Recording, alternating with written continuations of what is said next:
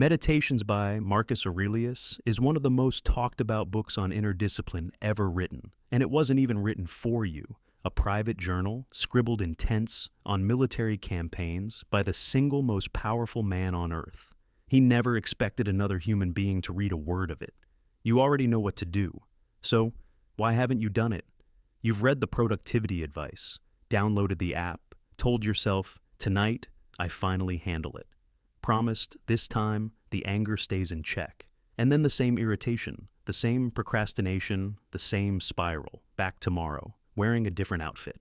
That's because you've been trying to fix your circumstances, not the thing actually generating your reaction to them. Marcus Aurelius, ruling an empire at war, buried by grief, surrounded by people trying to use him, figured out something most people never do. The problem was never out there. In this video, we'll break down 5 ideas from meditations that actually hold the whole book together. How your mind decides what harms you before anything else does. How to deal with the difficult people you can't avoid. How to turn every obstacle into material you can use. How thinking clearly about death makes you live better instead of worse.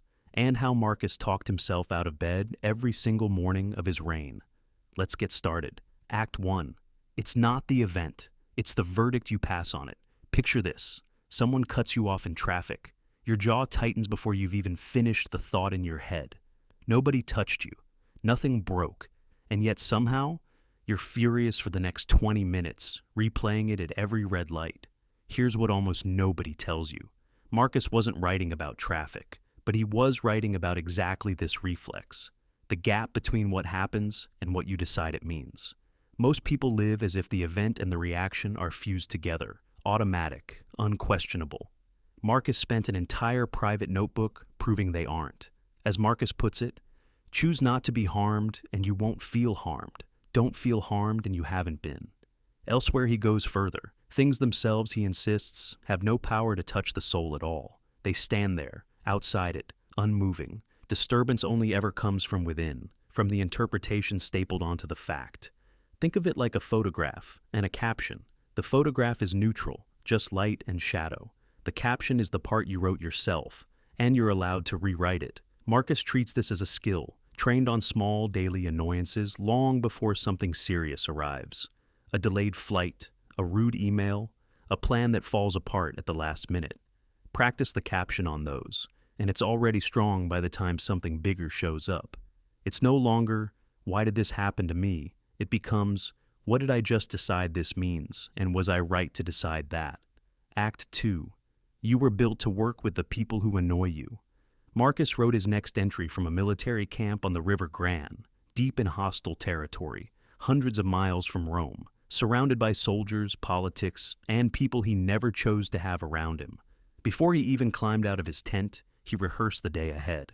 As he puts it, the people I deal with today will be meddling, ungrateful, arrogant, dishonest, jealous, and surly. Pause for a second and actually think about that. He didn't write that line to dread the day. He wrote it so nothing about it could ambush him. He goes on to explain why none of them can actually hurt him, because we were born to work together, like hands, like feet, like the 2 rows of teeth, upper and lower. To turn on each other is unnatural. The coworker who takes credit for your idea. The relative who always finds the wrong thing to say at Sunday dinner. The stranger who cuts the line. You didn't fail to find peaceful, cooperative people. You found the actual population of the actual world. The same one an emperor had to run an empire with, every single day, without the option of quitting. Notice what Marcus doesn't do. He doesn't plan to avoid these people, doesn't brace for a fight, doesn't rehearse a comeback. He plans to keep working alongside them anyway, because pulling away from other people, in his view, is the actual injury, not anything they could say or do to him. Act 3. What stands in the way becomes the way. Here's the part that changes everything. Marcus didn't just tolerate obstacles, he converted them, on purpose, as a matter of daily practice. He compares a disciplined mind to a fire. Throw a small piece of wood onto a weak flame, and you might smother it entirely.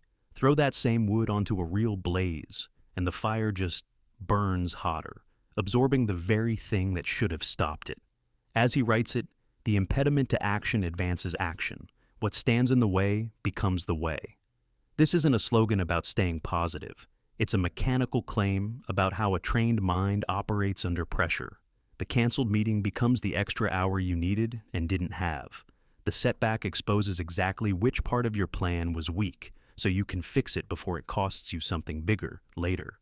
Marcus makes the same argument twice in the book, once with fire, once with nature itself, insisting that nature takes every obstacle and works it into the design, rather than treating it as damage.